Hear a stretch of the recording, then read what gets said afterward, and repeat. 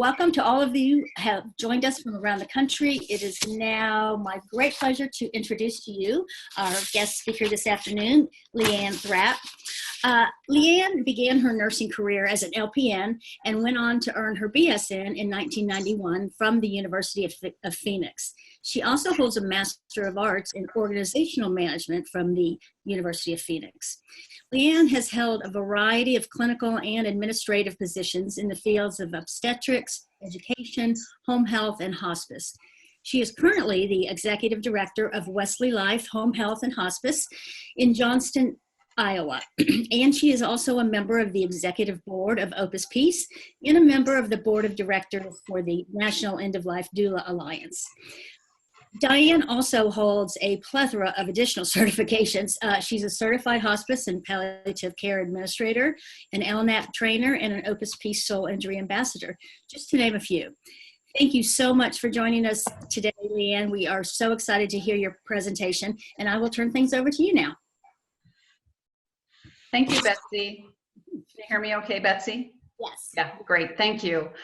I'm thrilled to be here, a little overwhelmed, but thrilled. So thank you for joining us for this next hour. It's a real pleasure to be here to talk to you about creative cocooning, and I hope you enjoy it. So I'm so glad to talk to you today about a topic that receives very little attention, very little discussion, and very little education on the topic of transitions. Transitions that occur anytime we are affecting change. I hope today to convince you of the value of bringing mindfulness to transitions and how to recognize that it's the transition stage of change that's creative, that allows us to let go of what was and open up to what is, so we can be fully present in the moment. And at Opus Peace, we call this process creative cocooning. Before I tell you about that process, however, let me briefly set the context. I belong to an organization called Opus Peace, which was started by 5 VA hospice nurses. Opus Peace has a mission to provide educational programs that respond to soul injury. You know, you don't have to work with dying patients very long before you quickly realize that our lives matter. At the end of life, regrets often surface. And the purpose for our lives, we understand and we realize that there is a purpose for our life. And what dying people reveal to us is the reason that their destiny did not get filled was because of 2 things. The first thing is they experienced loss that went unrecognized and unmourned. And so they interfered with their ability to access their real self. And the second thing is they experienced guilt or shame that corrupted their self-identity. This injury now has a name, a soul injury. Let's look at soul injury now. Soul injury is a wound that separates a person from who they are meant to be. It is a wound to our being, our sense of self. Have there been times in your life when you felt lost? Maybe forgot who you really were? Started putting on facades to try to be someone else? That is often how we start acquiring soul injuries. It often occurs insidiously. So let's look at what causes soul injuries. Unmourned loss, unforgiven guilt and shame, and diminished self-compassion. I mean, what if unmourned loss and unforgiven guilt or shame are barriers that prevent access to the energy of our being? Yet, we are not taught how to lose, how to mourn, how to forgive, or how to compassionately listen to our deepest self.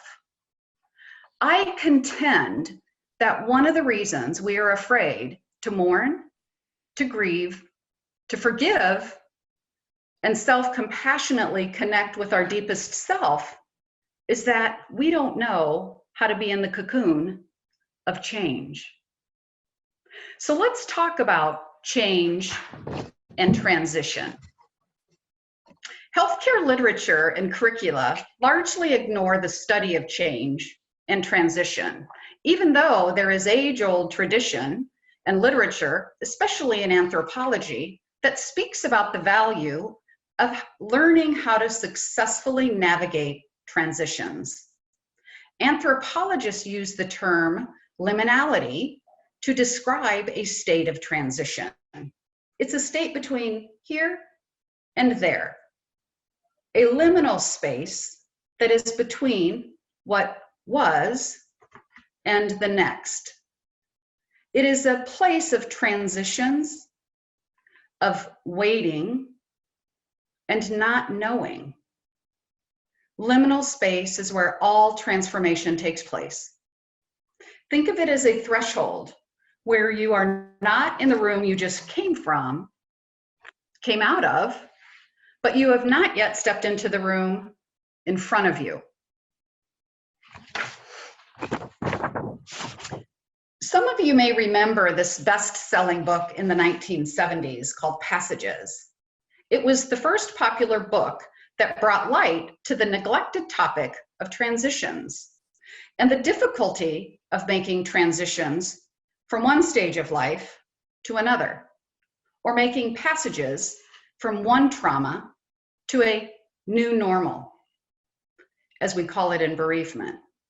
In hospice, the butterfly is commonly used to describe passages, such as the transformation of the dying body. So let's look at change metaphor in hospice. We typically think of dying occurring with elderly people, but many scientists would contend that aging and dying starts at birth. Some people even contend that there are parallels between birthing and dying. And some people call hospice nurses midwives to the dying. So let's look at birth and death together. After your death, you will become what you were before your birth.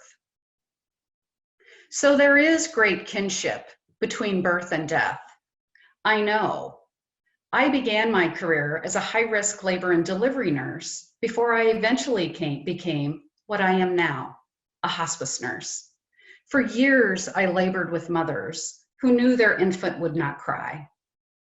A silent birth, yet screaming, and sadness and suffering was palpable. And the grief, good God, the grief. I followed families for years, attended hundreds of memorial services for their infant children. So let's look at the process the body goes through during labor. Let's look at the stages of labor. The first stage of labor is the longest and involves 3 phases. The early is onset to 3 centimeters. The active phase is 3 centimeters to 7 centimeters. And the transition phase is 7 centimeters to 10 centimeters. The second stage of labor then is 10 centimeters until we deliver the beautiful babe. And then the third stage of labor is the delivery of the placenta, this amazing organ that's on your screen. And as you can see, the umbilical cord comes out of the bottom of the placenta. And what this is an amniotic sac. And I'll tell you, I've seen thousands of deliveries and you rarely saw an intact amniotic sac, which is why I thought it was so important to put on here, because essentially the babe lives in a cocoon for 9 months while it's a developing fetus. Amazing. People die in stages 2. When we look at the pre-active phase is really of dying, may last approximately 2 weeks, while on average, patients, it's 24 to 14 days typically. So we see with early, it's bedbound, loss of interest in life around them, decreased ability to eat and drink. Their world gets very small, doesn't it? And when we look then at the mid stage, it's further loss of cognition, lots of physical changes that are happening in the body. Their body starts to feel very different. And then the late stage is coma, and extremities get cool as the body starts to shut down and the major organs are shutting down one by one. So like birth, each phase is characterized by different emotions and physical challenges. In 1999, I became friends with Elizabeth Kubler-Ross, who was my mentor. She told me, "You can't help other people heal until you heal yourself, Leann." After several visits to Elizabeth's home in Scottsdale, Arizona, she sent me to a program in Burbank, California, where I came to understand what Elizabeth meant when she said, "Birth and death are the same thing." I know now Elizabeth was coaching me into the chrysalis, a transition from caterpillar to cocoon much sooner than I was ready. Elizabeth says it is not the end of the physical body that should worry us. Rather, our concern must be to live while we're alive, to release our inner selves from the spiritual death that comes with living behind a facade designed to conform to external definitions of who and what we are. Elizabeth was showing me how I was living behind a facade. I will tell you about that shortly. So let's examine the change that occurs in 9 short months of egg to baby and a few short weeks from human being to corpse. I love this slide because it frames birth and death together. So think about birth, dramatic change from a single cell to a baby in 9 months. It is amazing. It is a miracle. And when we look at death, think about the dramatic change that occurs, often dying over a span of about 2 weeks when someone changes from a thinking, feeling, talking human being to a corpse within 2 weeks. Think about how we count the hour and minute that a baby is born by its first breath. And we count the hour and minute that a person dies by their last breath. So we come into this world on an inhalation, and we leave this world on an exhalation.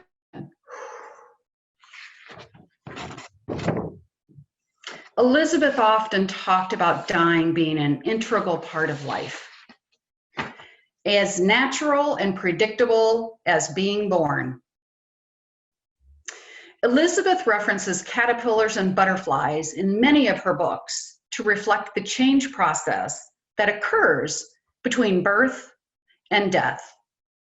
Let's look more closely at exactly how caterpillars become butterflies. The 4 stages of the butterfly life cycle. Metamorphosis is a Greek word that means transformation or change in shape. So when we look at the first stage, eggs are laid on plants by the adult female butterfly. The egg, as in many living things, is the vehicle from which new life emerges. The second stage is the larva, time for amazing growth, shedding of 4 to 5 skins. The third stage is the pupa, it's also called the chrysalis, in the transition stage. And the fourth stage then of the adult butterfly is reproduction. So I want to show you a 1-minute video of the pupa chrysalis cocooning process.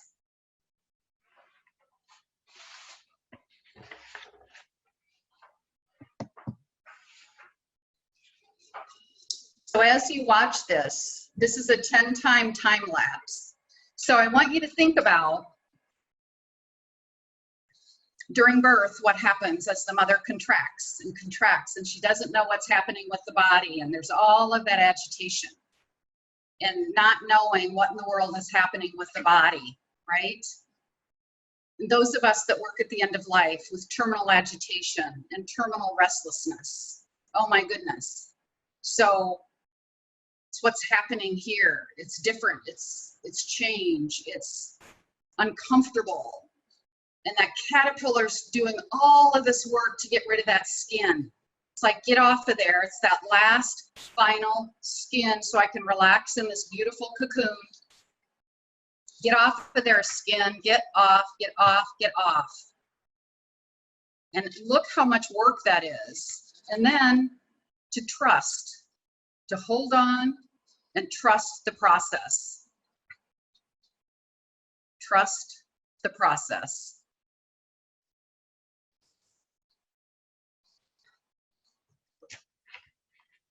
Caterpillars and butterflies.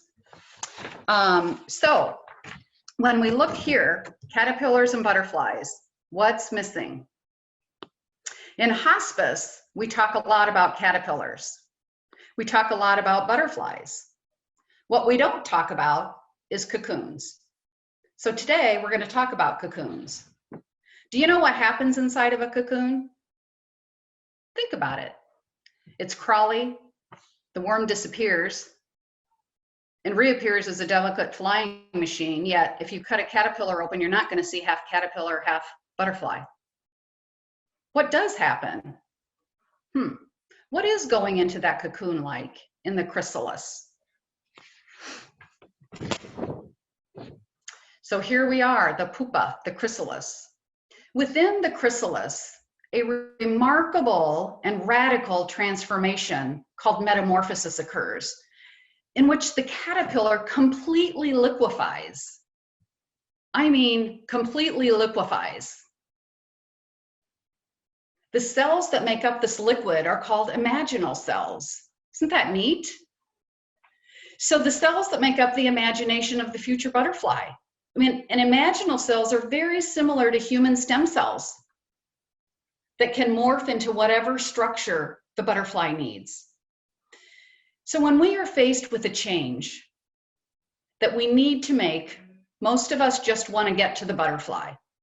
Don't want to do all that work, the beautiful happy ending. We want to skip the silent, seemingly static, dull cocoon stage, right? How would our lives be different if we learned to value the role that cocooning plays in creating a life that responds to whatever changing demands of life we have? The larva. I don't know about you, but I spent many years crawling around aimlessly as a caterpillar. I'm going to share how stuck I was. I was living life as a caterpillar, not wanting things to change, while I was in a long and flawed marriage that finally ended in divorce 10 years ago. When you hear my story, you will probably ask yourself, why in the world did she stay in that marriage so long? Why was she so afraid of leaving him? I didn't know it then, but what I can tell you now is that I stayed so long because I was afraid of cocoons. So here I am, crawling along aimlessly as a caterpillar, eating and growing and shedding my 4 to 5 skins as good caterpillars do. But there was one problem. The skin that I shed always looked the same. Same skin, different day. But for a decade, I shed the same skin over and over. I had great ways to numb my distress, to convince myself that nothing in my life needed to change. I could not imagine a divorce, a failure, a disaster in my life. It was a time in my life when I should have it together. I was petrified of the cocoon. I could not imagine life as a butterfly. I was stuck, fearful, scared to death of the cocoon. I mean, who likes to be in a cocoon? There's no light in there. It's hard to breathe. It's messy. You have to let go of the life you have. You have to liquefy. Ugh. Liquefy in what? I don't like uncertainty. I really don't like messy. I don't like not knowing. I don't like losing control. I want to know what it's like before I go into that cocoon. So let me tell you what caused me to think it was better to remain a caterpillar than to enter the cocoon so I could become the butterfly that I was created to be. Firstly, I'm resilient, and I kept telling myself, I can get through this.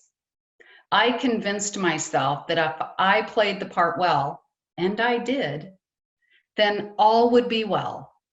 No one knew that inside I felt empty, heavy, and dead.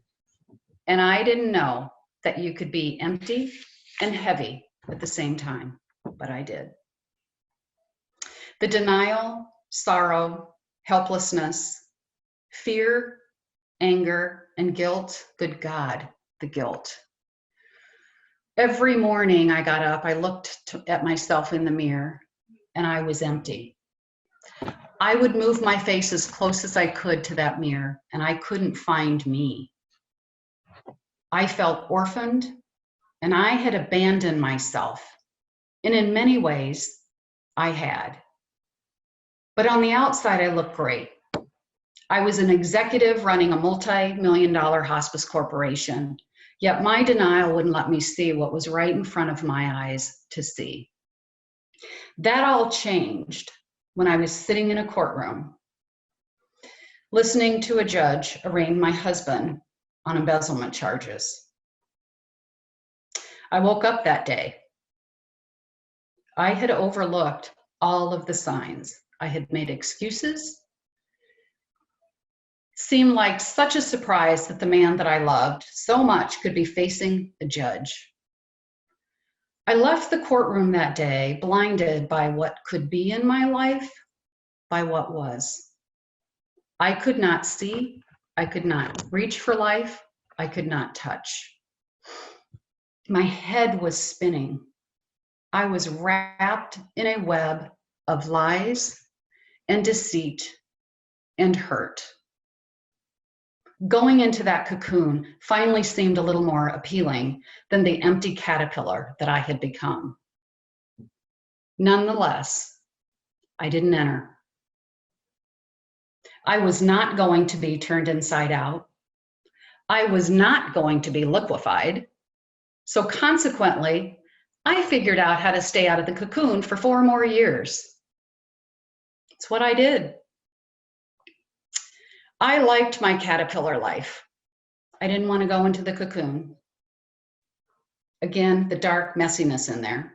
I knew it would make me have to change, most importantly. And unfortunately, I didn't know it would be a safe place to make those changes. Denial seemed like a much easier option. If I don't see it, it isn't there. Every time I confronted my husband about his lying, his cheating, and his stealing, I believed him. I so wanted to believe him that I let denial overtake my sense of my common sense. I let it overtake my intuition. I let it overtake my common sense. Until insidiously, I became separated from who I really am. It was after severe illness in which it was suspected that my husband was trying to poison me, and after an inquiry into who was the beneficiary in my life insurance policy, that I reconsidered the value of that darn cocoon. Yeah, I knew it was time for dramatic change. I just didn't know that cocoons were a safe place for that dramatic change. But I had grown weary of chomping on empty words, and I no longer felt comfortable crawling around on my belly in my own skin. I was summoning the courage to go in there. I knew I needed to face my fears, my fear of the unknown, and I needed to let my protest and my denials be liquefied. In the end, I lost it all. A husband that I trusted and loved, our home, my car. I was left with all the credit card debt. You know the story, everything was in my name. I gave him every piece of furniture, every rug, every TV, every fork, every spoon, every plate, every dish. I didn't want any of it. I didn't want any of the energy attached to it. I didn't want the stuff. And my husband, he walked away with money, a new home, and a girlfriend. And even though I felt so incredibly smothered and broken, I never missed a day of work.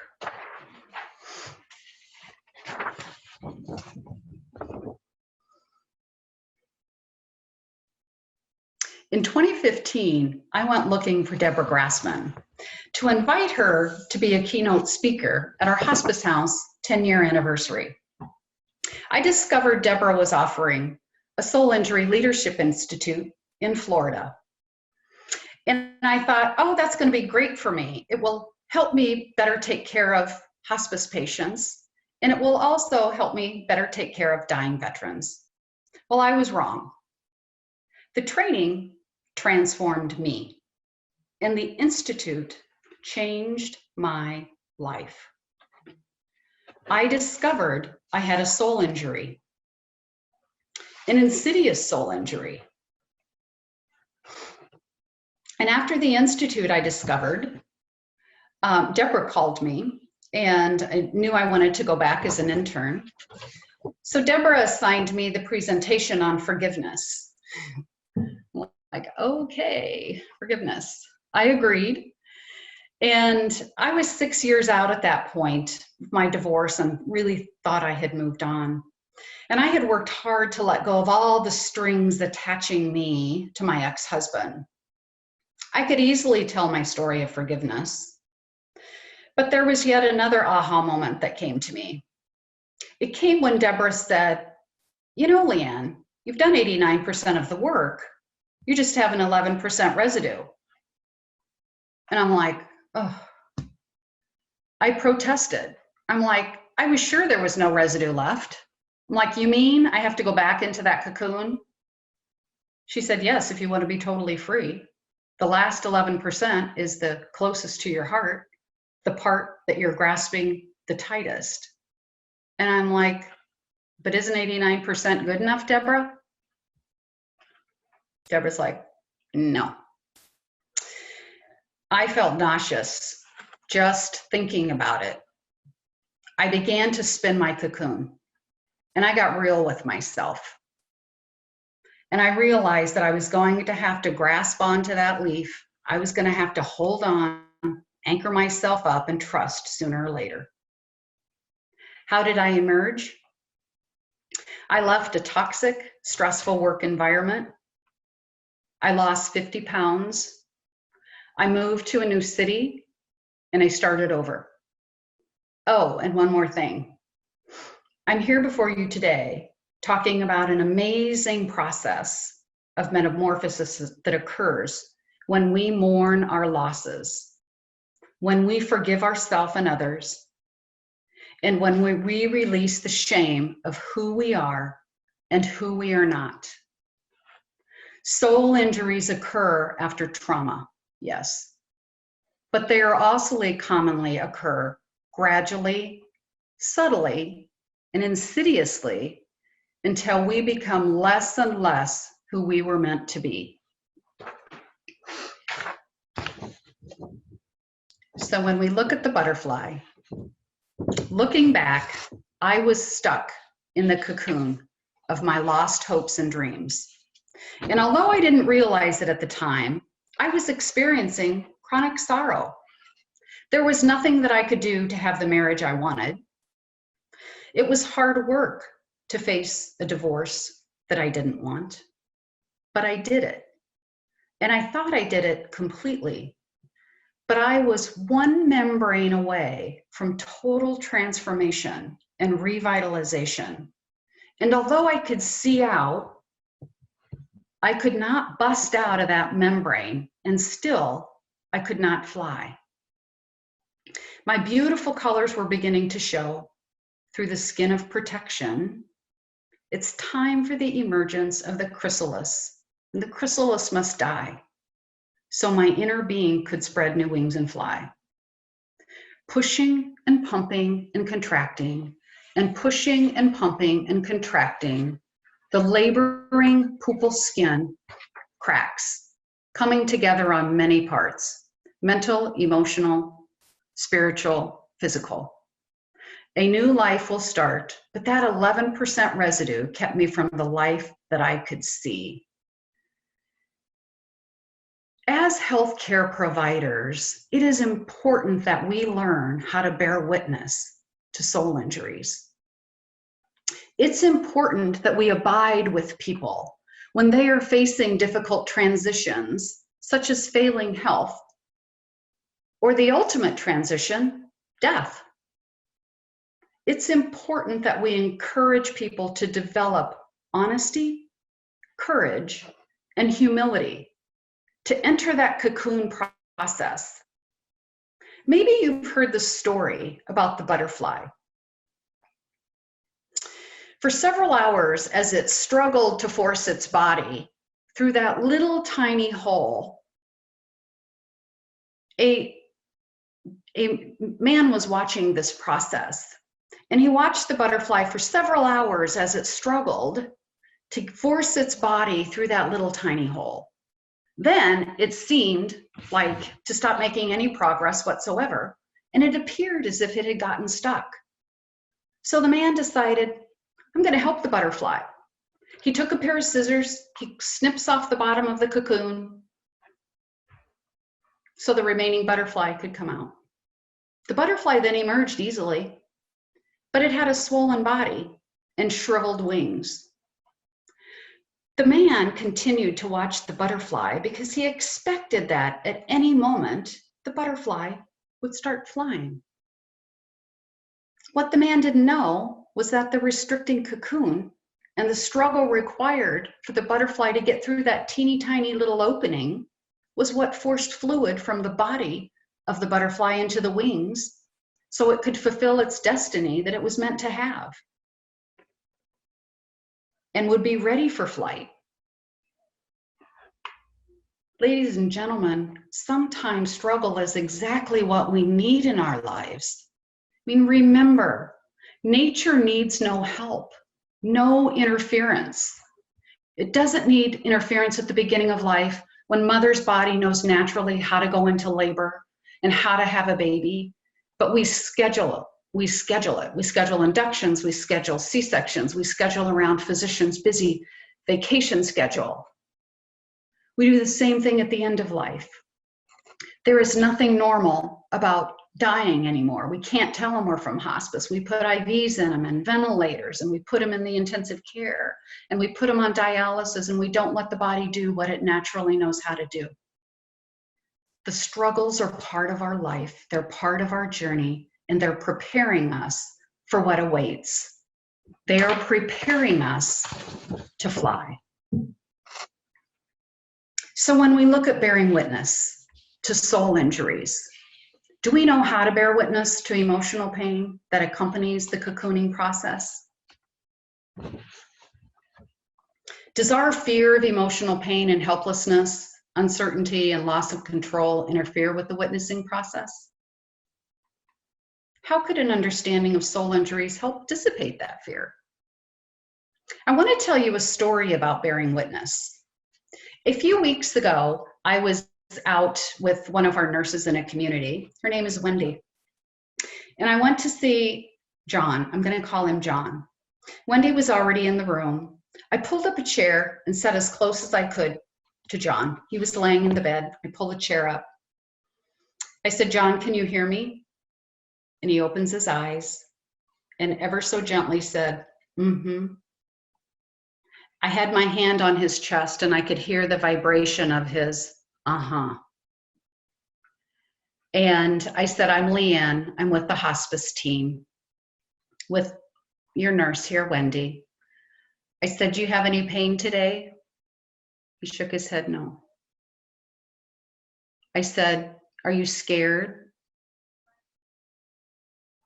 And there was silence. I said, John, usually when we don't get a yes, uh-huh, or a no, it means that you're scared. And I said, that's normal. I said, do you feel your body changing? Uh-huh. I said, that's normal as well.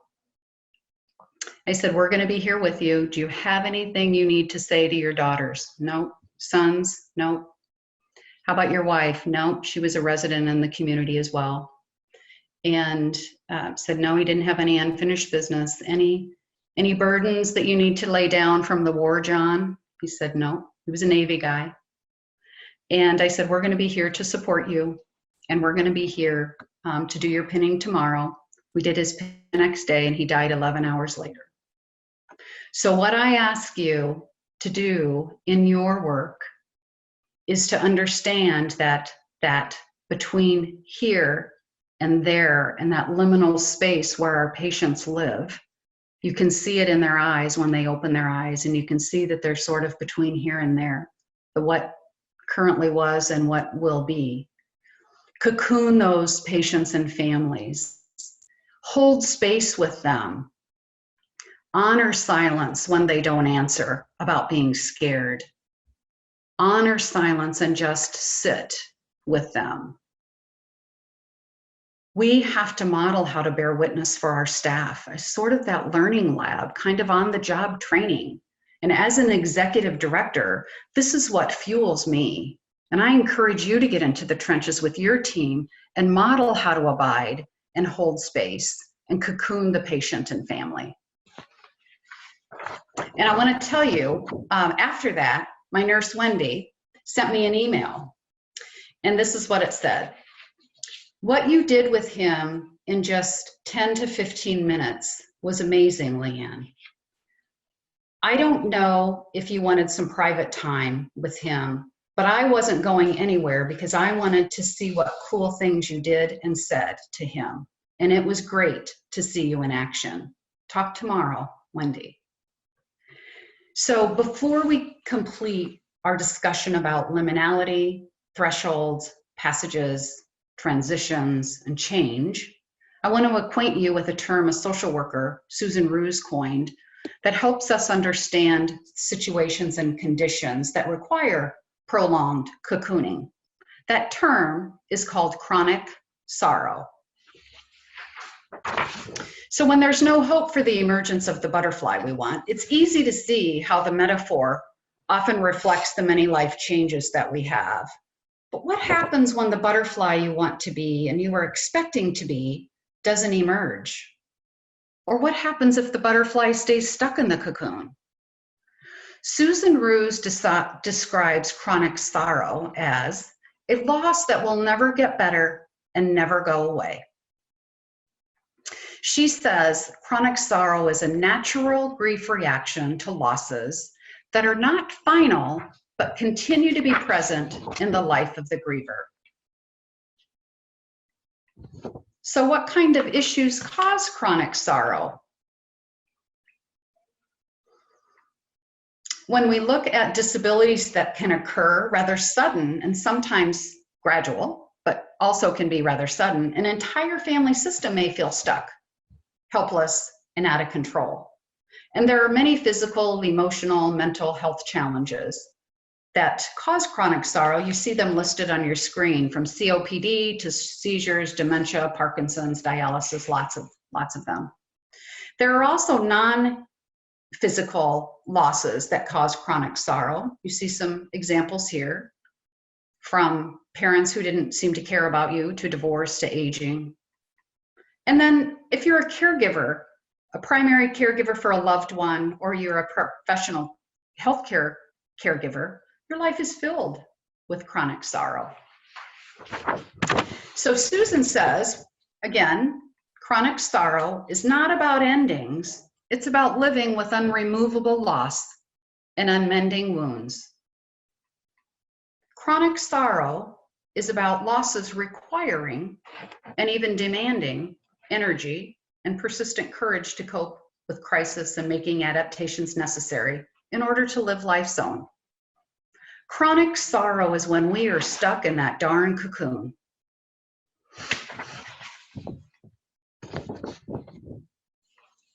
So to summarize, learning how to support others in the cultivation of honesty, courage, and humility is so incredibly important.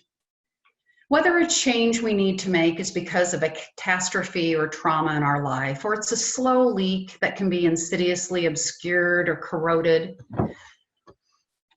by our own sense of self, we need to learn how to go into the cocoon so we can creatively respond to our lives. To do this, we have to cultivate the honesty, courage, and humility to go there. We have to learn how to bear witness and encourage our patients to cultivate those three things: honesty, courage, and humility, don't we? To disarm their heart from fear of the cocooning process. We have to pay attention to that 11% residue that traps us into forever remaining a caterpillar, when indeed we are called to be a butterfly. Unarmoring my heart and clutching onto that unfamiliar limb and anchoring myself up and preparing for total metamorphosis was daunting. I realized how important liquefaction is. Finally, I was able to dissolve all of the stuff that didn't matter anymore, and amazing work ensued. I surrendered to a life that was, and all the subsequent losses: a husband that I trusted and loved, our home, a marriage that I vowed until death do us part, my life as I knew it.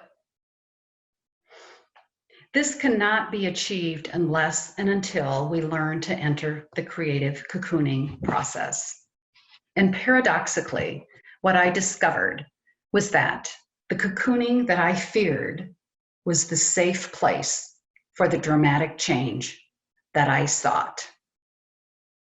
To achieve pervasive peace, we have to learn how to successfully navigate these changes and grow into a deeper dimension of self so that we can accommodate our new normal. That, ladies and gentlemen, is the last 11%. That is the 11% difference. We have a lot of resources on the Opus Peace website. I hope you'll go out there. I pull pieces out of Deborah's book all the time. We had a hospice veteran partnership meeting the other day, and I pulled Abiding, Beholding out of her book and can use the resources at the end of her books all the time. We have the Liberating Unmourned Loss video that you see here, or the soul injury video here. We also have Liberating Unmourned Loss, and we're filming a new one called Forgiveness here soon. So check that out, please. I hope that this webinar helps you. I hope it will help you open up to the new. I hope when you wake up in the morning and you look in the mirror and you look into your own eyes, your soul, that you see completeness. And if you do not, please know that wholeness is available to you. You can learn to re-own scattered pieces of self and rehome and revitalize you. You deserve wholeness. Thank you.